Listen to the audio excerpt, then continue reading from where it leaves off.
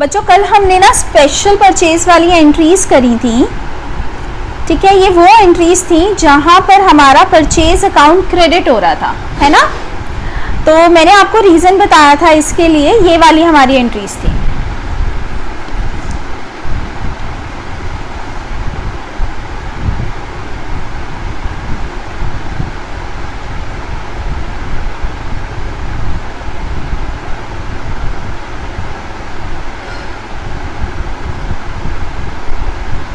So these were my entries जो हमने कल करी थी, ठीक है, जिसके अंदर मैंने आपको ये बताया था कि जब हमारे गुड्स जाते हैं फॉर एनी रीजन, ठीक है, for any reason other then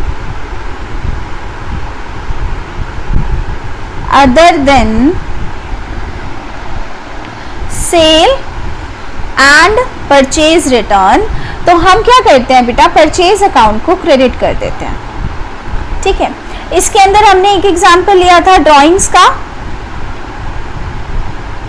तो ड्राइंग्स के अंदर क्या हो रहा था कि जो हमारा ओनर था वो क्या कर रहा था बेटा, ओनर हमारे यहाँ से यानी बिजनेस में से गुड्स विड्रॉ करके लेकर जा रहा था। तो हमने एंट्री पास करी थी drawings account debit to purchase account, to purchase account, ठीक है। उसके बाद हमने सेकंड एग्जांपल लिया था बेटा चैरिटी का, कि अगर मान लीजिए मैं कोई चैरिटी करती हूँ, कोई डोनेशन करती हूँ, तो क्या हुआ, मैंने डोनेशन में अपने बिजनेस का सामान दे दिया।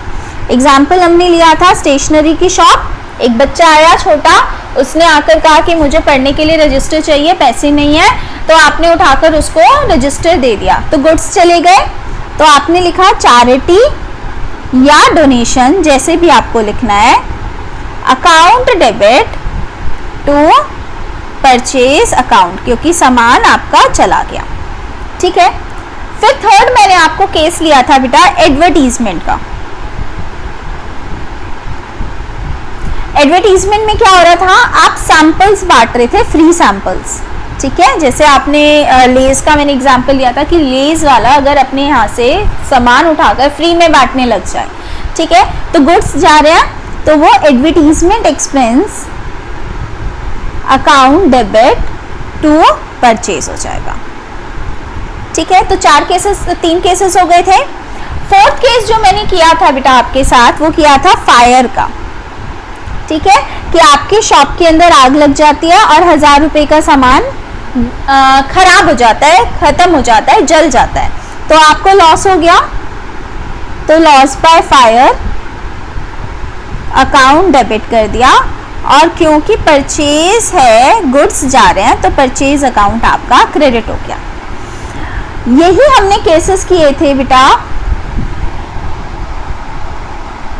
एडवर्टीजमेंट एक्सपेंस अकाउंट बेटा, ठीक है।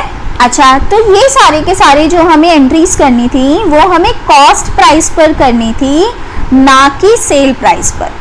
क्योंकि बेटा अगर हम सेल प्राइस पर अगर उन्हें रिकॉर्ड करेंगे ना, तो इसका मतलब क्या है कि हमारे गुड्स बिक गए और प्रॉफिट बुक कर लिया।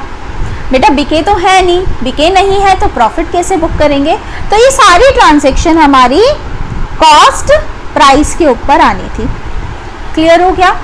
अब इसके अलावा कुछ और ट्रांजैक्शन, चैरिटी हो गई, ड्राइंग्स हो गई, एडवर्टीजमेंट हो गई, फायर हो गई। अगर आपको इसको नोट डाउन करना है तो मैं 1 मिनट रुक रही हूँ, आप इनको नोट डाउन कर सकते हैं। चलिए जी, आई होप आप लोगों ने नोट डाउन कर लिया। अगर किसी का रह गया है तो आप मुझे बताइए अपना माइक ऑन करके, नहीं तो मैं आगे करवा रही हूँ।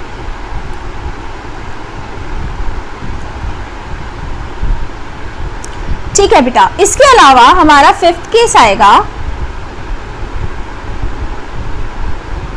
हमारा 5th केस आएगा लॉस बाय थेफ्ट। स्पेलिंग गलत हो गई, लॉस बाय थेफ्ट। हुआ क्या था, मान लीजिए आपके यहाँ पर 1 मिनट होल्ड कीजिए, 1 मिनट बस। तो this was the loss by theft, हमारी entry loss by theft account debit to purchase account. ठीक है, 6th एंट्री और ले रही हूँ। चलिए जी, मान लीजिए हुआ क्या, आपने क्या किया बेटा, ट्रक से कुछ सामान मंगवाया। ठीक है, ट्रक से कुछ सामान मंगवाया, सामान था टोटल 50,000 का। ठीक है, अब 50,000 का सामान जब आ रहा था तो रास्ते में ट्रक पलट गया और इसमें से 5,000 के सामान बेसिकली खराब हो गया। ठीक है, तो ये सामान आपका बिल्कुल बेकार हो गया और आपके पास जो पहुंचा सामान वो एक्चुअली में 45,000 का पहुंचा। क्लियर? लेकिन बेटा जो हमारा इनवॉइस बनकर आ रहा होगा, ठीक है जी, जो इनवॉइस बनकर आ रहा होगा वो तो पूरे 50,000 का बनकर आ रहा होगा, है ना? वो तो हमारा पूरा 50,000 का इनवॉइस बनकर आ रहा होगा और जो हम परचेज बुक करेंगे वो इनवॉइस पर बुक करेंगे। ठीक है, तो उस वक्त हमने एंट्री क्या डाली होगी, परचेज अकाउंट डेबिट टू, मान लीजिए क्रेडिटर का नाम लिख दिया 50,000। आपसे ये कह रही थी कि जो वो सामान रास्ते के अंदर खराब हुआ है, ठीक है, बट वो खराब रास्ते में हुआ है। ठीक है, जो जिसको हम बोलते हैं ट्रांजिट। बट बच्चा हमारे पास तो इनवॉइस पूरा 50,000 रुपए का आया होगा और मैं परचेज भी पूरे 50,000 रुपए की ही रिकॉर्ड करूंगी, तो purchase account debit to creditor पूरे 50,000 की हो गई। लेकिन बेटा मेरे पास तो सिर्फ 45,000 का सामान पहुंचा है, तो ये जो 5,000 का लॉस है मुझे ये भी तो बुक करना है। तो जब भी आपका लॉस होता है ट्रांजिट के अंदर तो उसकी एक अलग से एंट्री जाती है।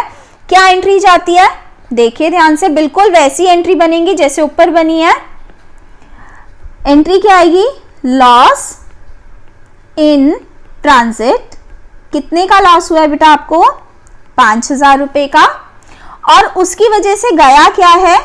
गुड्स गए हैं, तो परचेज अकाउंट क्रेडिट हो जाएगा 5,000 का।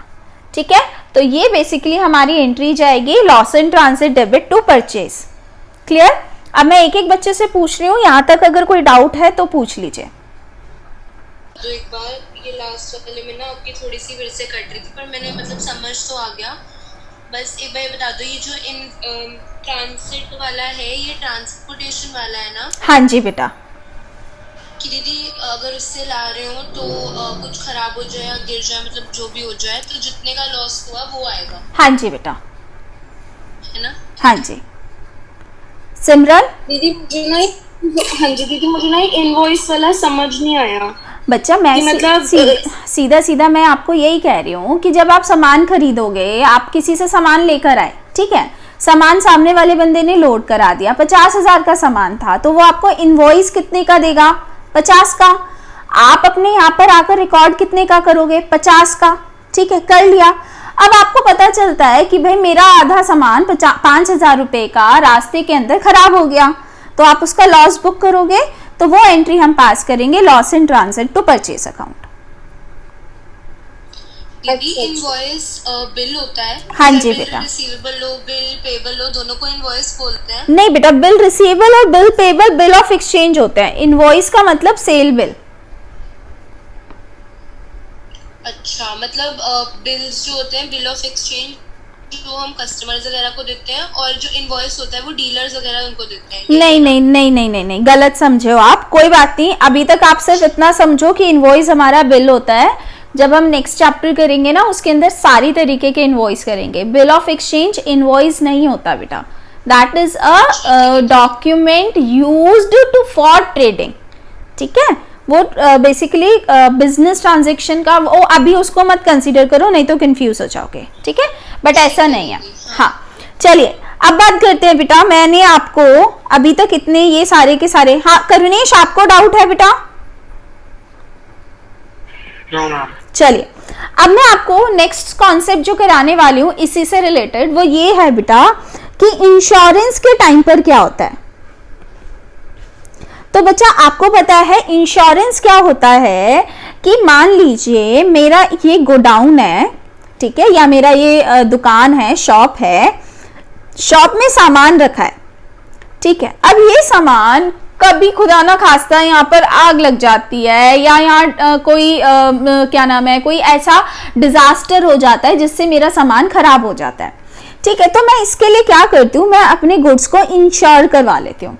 इंश्योरेंस के अंदर क्या होता है बेटा, आपको जो भी लॉस होता है वो आपको कंपनी वापस कर देती है। ठीक है जी, तो आप वही केस लेकर चलते हैं। मान लीजिए आपने अपनी शॉप का इंश्योरेंस करा रखा था और शॉप में लग जाती है आग, और आग में 18,000 रुपए का सामान जल जाता है।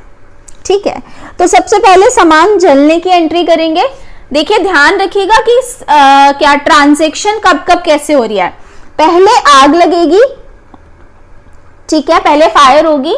फायर लगने के बाद आप इंश्योरेंस कंपनी वालों को बुलाओगे, आप उनसे कहोगे कि आप आ जाइए और हमारे यहाँ पर जो भी लॉस हुआ है उसको देख जाइए। तो इंश्योरेंस कंपनी वाला आएगा, ठीक है, और इंश्योरेंस का जो क्लेम होगा वो अप्रूव कर जाएगा।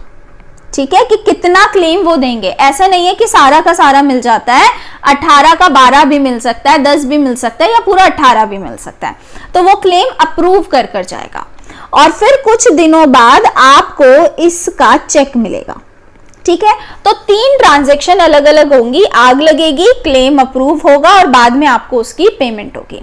तो सबसे पहले मेरा क्या हुआ, 18,000 के गुड्स जल गए। है वो हमेशा चेक के थ्रू मिलती है या कैश भी हो सकती है? नहीं बेटा, चेक के थ्रू आती है। ठीक है, पहले कॉन्सेप्ट पूरा होने दीजिए फिर मैं डाउट्स लूंगी आपके। ठीक है, तो सबसे पहले आग लगेगी बेटा, तो पहली एंट्री क्या होगी, loss by fire, account debit 18,000, और क्योंकि हमारे गुड्स जल गए हैं तो परचेज अकाउंट क्रेडिट कितना आया, 18,000। ठीक है, फिर क्या होगा, मैं फोन करके इंश्योरेंस कंपनी वालों को बुलाऊंगी, तो बेटा वो क्लेम देकर जाएंगे। तो मान लीजिए उन्होंने पूरा का पूरा 18,000 का क्लेम अप्रूव कर दिया, मैं अभी ये मानकर चल रही हूँ कि पूरा क्लेम अप्रूव कर दिया। ठीक है, तो अब क्या हुआ बेटा, मेरे को वो 18,000 रुपए लेने हैं इंश्योरेंस कंपनी वालों से, तो मैं इंश्योरेंस कंपनी को डेबिट कर दूंगी और अपने लॉस को रिवर्स कर दूंगी। समझाऊंगी, don't jump on the conclusion, हड़बड़ी में मत पूछना कुछ भी। देखिए क्या हुआ, मेरे को यहाँ 18,000 का लॉस हुआ, मैंने बुक कर लिया।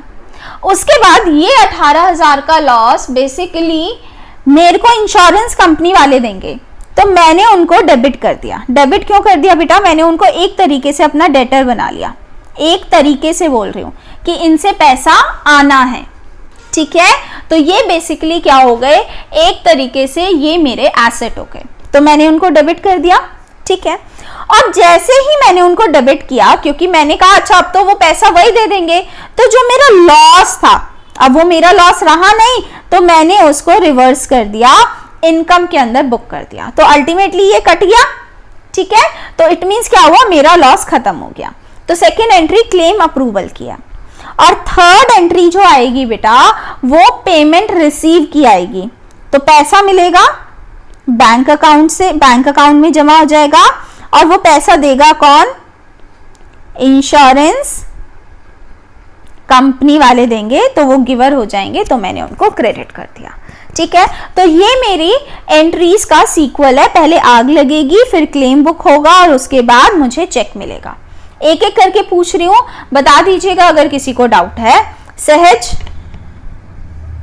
दीदी ये तो क्लियर है, पर वो वाला भी आप कराओगे ना जब उसने मतलब आधा पैसा दिया है? हाँ हाँ वो कराऊंगी, वो कराऊंगी, वो कराऊंगी।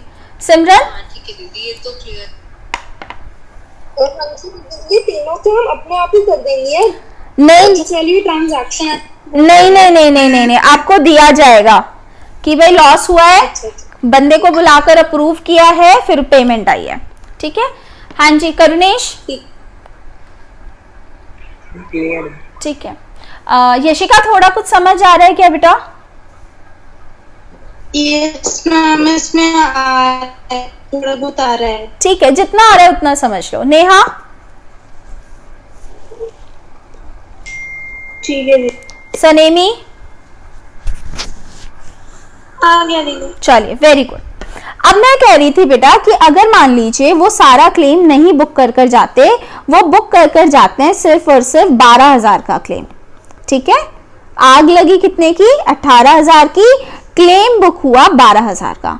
तो बेटा हमारी एंट्रीज में कोई फर्क नहीं आएगा, फर्क सिर्फ अमाउंट में आएगा। देखिए सबसे पहले आग लगेगी, गुड्स जलेंगे 18,000 रुपए के, कॉस्ट प्राइस पर हमने बुक कर लिया। फिर उसके बाद वो लोग आएंगे और क्लेम बुक कर जाएंगे। तो बेटा वो क्लेम कितने का बुक करेंगे? 12,000 का, ऐसा आपको दिया होगा, ठीक है। तो मैं रिवर्सल भी कितने का करूंगी? सिर्फ और सिर्फ 12,000 का। अब बचे 6,000। तो बेटा 6,000 तो मेरा लॉस है ना, मेरा लॉस है तो मुझे बियर करना पड़ेगा। तो ध्यान से देखिए बेटा, मैंने यहाँ पर लॉस बुक किया 18 का, रिवर्स किया 12 का, तो अल्टीमेटली 6,000 मेरा लॉस मेरे अकाउंट्स में बच गया, ठीक है। और जो वो चेक देकर जाएंगे वो भी कितने का देकर जाएंगे बेटा? 12,000 का, ठीक है। हाँ जी सहज, क्लियर हो गया? एक मिनट दीदी,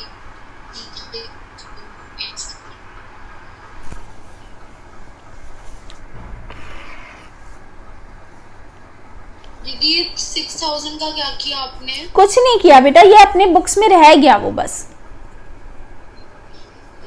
इसको कहीं पे आपने मेंशन नहीं किया? मतलब बेटा मेंशन किया ना, मेंशन किया ना, 18,000 का लॉस बुक किया, 12,000 का रिवर्सल किया, तो अपने आप 6,000 रह गया ना बुक्स के अंदर।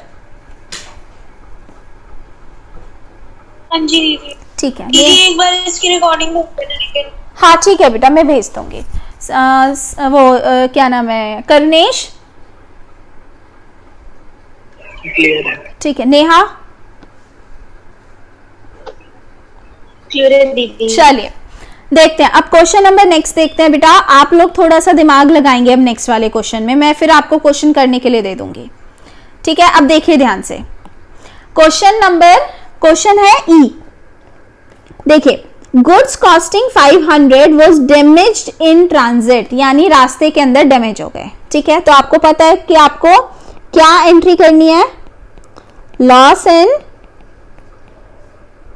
Transit account debit to purchase account, ठीक है। पहले एंट्री तो आपने कर ली 500 की। आगे पढ़ते हैं क्या बोलता है। A claim was made on railway authorities.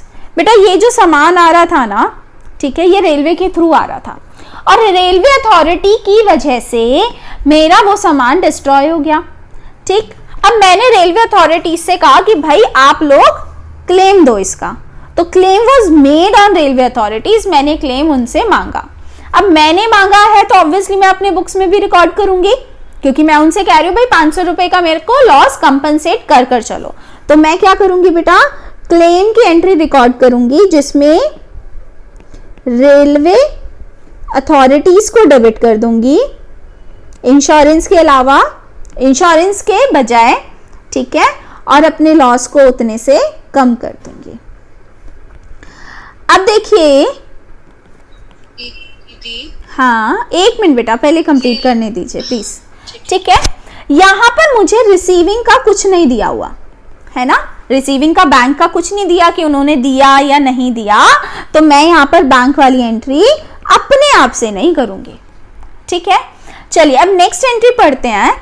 उसमें आपको वो उसने स्पेसिफिकली बोला है received cash from railway in full settlement of claim for damage in transit. तो उन्होंने कहा कि उनसे पैसा आ गया, ठीक है। अब आ गया तो नेक्स्ट एंट्री एफ हो जाएगी। तो ई के अंदर तो 2 एंट्री हो गई, एफ के अंदर नेक्स्ट एंट्री आ जाएगी कैश अकाउंट डेबिट, और ये पैसा दिया किसने है? रेलवे अथॉरिटीज ने,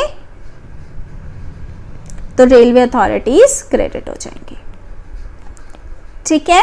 तो ये बेसिकली हमारी एंट्रीज हैं, एक एक करके पूछ रही हूँ, जिसको समझ आ गई मैं व्हाट्सएप कर रही हूँ बेटा ये सारी ट्रांजैक्शंस।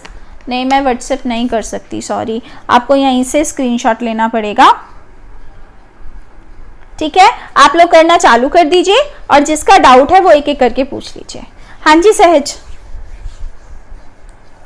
चलिए जी नेक्स्ट अपना टॉपिक लेकर चलते हैं बेटा। ये हमारा परचेज रिलेटेड एंट्रीज हो गई हैं, ठीक है, नेक्स्ट अपना टॉपिक लेते हैं रिलेटेड टू फिक्स्ड एसेट।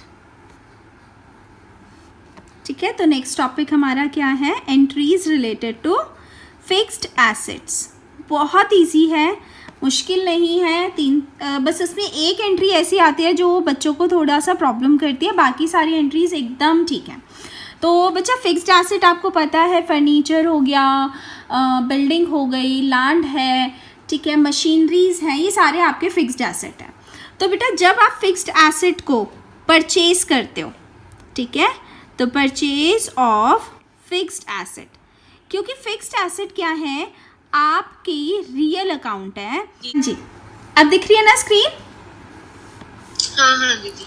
ठीक है, वो मैं भूल गई थी एक्चुअली। चलिए जी, तो बेटा जब हम परचेज करते हैं फिक्स्ड एसेट को तो वो हमारा रियल अकाउंट है। रियल अकाउंट है तो ऑब्वियसली जब वो आएगा तो डेबिट होगा और जाएगा तो क्रेडिट होगा, यही होगा ना। तो इट मीन्स मान लीजिए मेरी सबसे पहली एंट्री और सबसे इजी एंट्री आती है, परचेज्ड मशीन, ठीक है, फॉर ₹20,000। ठीक है, आपने परचेज करी है मशीन और ये कैश में परचेज करी है।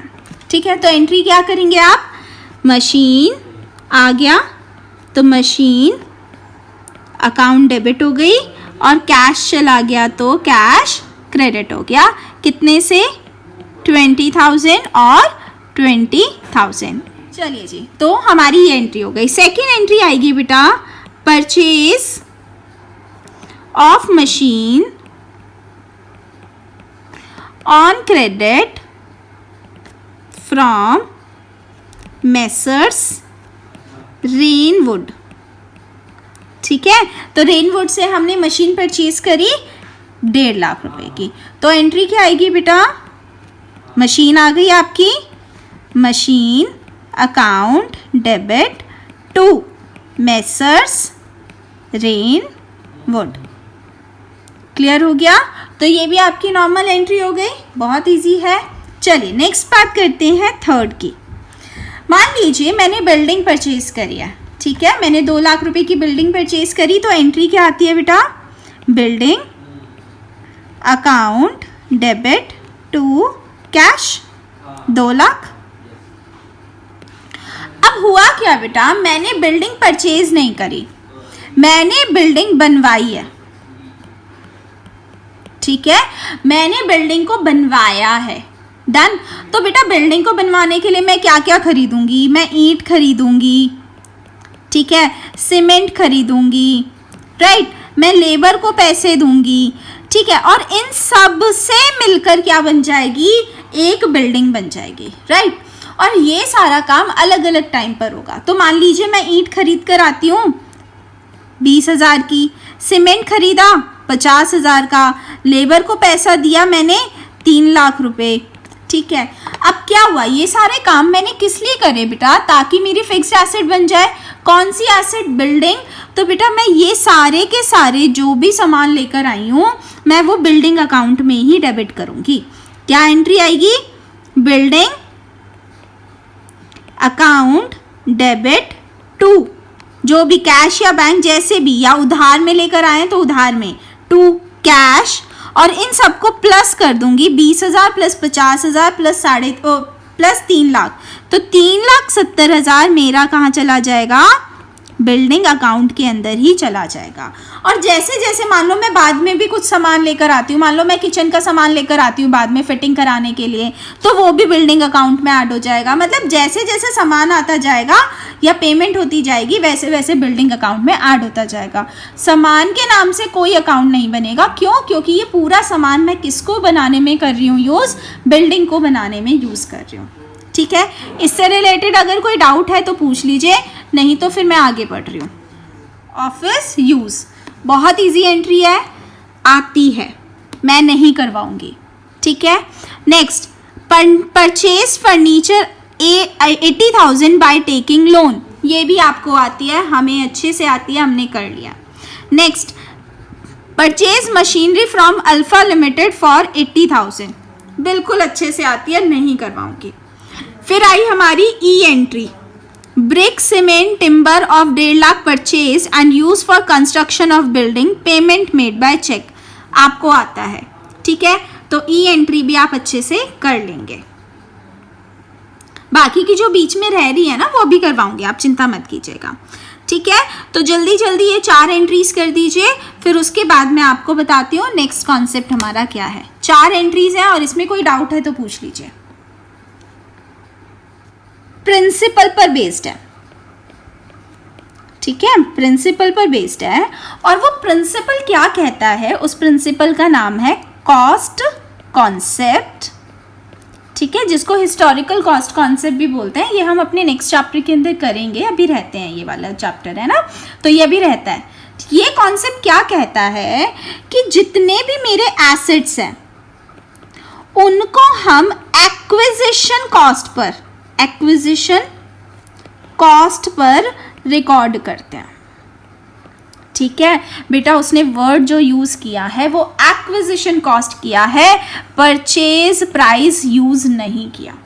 Now what is this acquisition cost?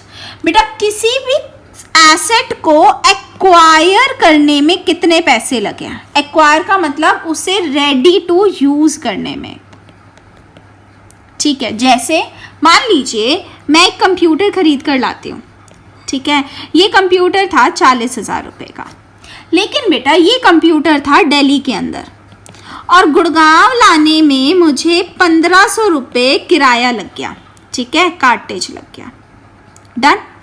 तो मेरा जो कंप्यूटर है मेरे घर आकर जब रखा गया तो उसकी कॉस्ट 40,000 नहीं थी, उसकी कॉस्ट थी 41,500, ठीक है। अब आकर घर रख दिया गया। अब क्योंकि इस कंप्यूटर को सॉफ्टवेयर्स की भी जरूरत है, डन। अब सॉफ्टवेयर वाले को बुलाया और उसने कहा कि मैडम 3500 रुपये सॉफ्टवेयर डालने में लगाऊंगा। तो भाई तू भी सॉफ्टवेयर डाल दे, कोई दिक्कत नहीं है। तो अब जब मैं इसको फर्स्ट टाइम यूज कर रही थी, फर्स्ट टाइम जब ये रेडी टू यूज हुआ, तब एक्चुअली में ये कंप्यूटर मुझे कितने का पड़ा बेटा? 40 का नहीं पड़ा, 41,500 का भी नहीं पड़ा, ये कितने का पड़ा मुझे? 45,000 रुपये का। क्योंकि फर्स्ट टाइम जब मैंने इसको यूज़ किया तब इसकी कॉस्टिंग मेरे लिए 45,000 थी। क्योंकि जब मैंने खरीद लिया, जब तक घर नहीं आएगा तब तक यूज़ कैसे करूँगी, ठीक है। घर आ गया 41,500 का पड़ गया, सॉफ्टवेयर नहीं है तो कैसे यूज़ करूँगी, ठीक है भाई। सॉफ्टवेयर डल गया तब यूज़ में आया और तब इसकी कॉस्टिंग हो गई 45,000 and that is the acquisition cost. तो इसके कहने का मतलब क्या है, ध्यान से सुनिएगा। पहली चीज़, ये सिर्फ फिक्स्ड एसेट के ऊपर लगता है, ठीक है, और कोई खर्चे पर मत लगा देना, गुड्स पर भी मत लगा देना। पता चला भाई मैं गुड्स खरीद कर लाई 20,000 की, 1,000 रुपये का, इसके ऊपर आपने कार्टेज दे दिया तो 21,000 के गुड्स बना दिए, नहीं, ये सिर्फ और सिर्फ फिक्स्ड एसेट पर बनता है, ठीक है। दूसरा बेटा, हमारा जो एसेट है वो रेडी टू यूज़ करने से पहले जितने भी उसके ऊपर खर्चे लग रहे हैं, कौन कौन से खर्चे होते हैं? परचेज का होता है, लोडिंग अनलोडिंग का होता है, कार्टेज का होता है, इंस्टॉलेशन का होता है, ओवरहॉलिंग का होता है। ये सारे के सारे खर्चे किस लिए किए जाते हैं बेटा? ताकि वो जो फिक्स्ड एसेट है वो एक स्टार्ट हो सके। तो रेडी टू यूज़ करने से पहले के जितने भी खर्चे हैं वो सारे के सारे क्या होंगे बेटा? कैपिटलाइज करने का मतलब क्या है कि हम उसी एसेट की कॉस्ट में इन सारे खर्चों को डाल देंगे, ठीक है जी। तो ये मेरा प्रिंसिपल है कॉस्ट कॉन्सेप्ट, जिसके हिसाब से ये फिक्स्ड एसेट हमारे इतने के हैं। अब हुआ क्या? एलयू क्या है? एयू कहाँ लिखा है बेटा? अच्छा, लोडिंग अनलोडिंग, लोडिंग अनलोडिंग, ठीक है दीदी, ठीक है।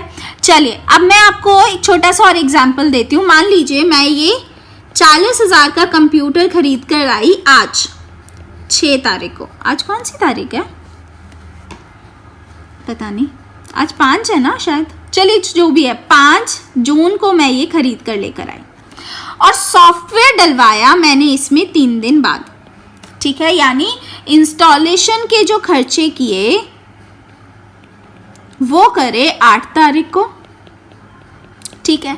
तो क्या हुआ, सबसे पहले जब मैं खरीद कर लाई तो मैंने एंट्री करी computer account debit to cash या बैंक जो भी है, और जब 8 तारीख को इंस्टॉलेशन करवाया तो मुझे पता है इसमें कि भाई ये 3,000 रुपये कंप्यूटर के लिए यूज़ किए गए हैं, क्योंकि अभी तक कंप्यूटर मेरा स्टार्ट नहीं हुआ, तो फिर दोबारा ये किस में चला जाएगा, कंप्यूटर अकाउंट में ही चला जाएगा टू कैश।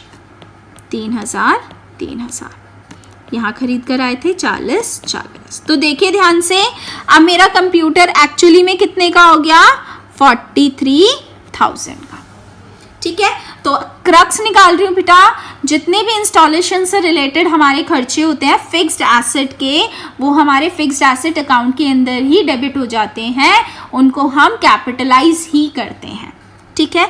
एक एक बच्चा डाउट ले लीजिए, इसका जो प्रैक्टिकल एप्लीकेशन है वो हम कल स्टार्ट करेंगे।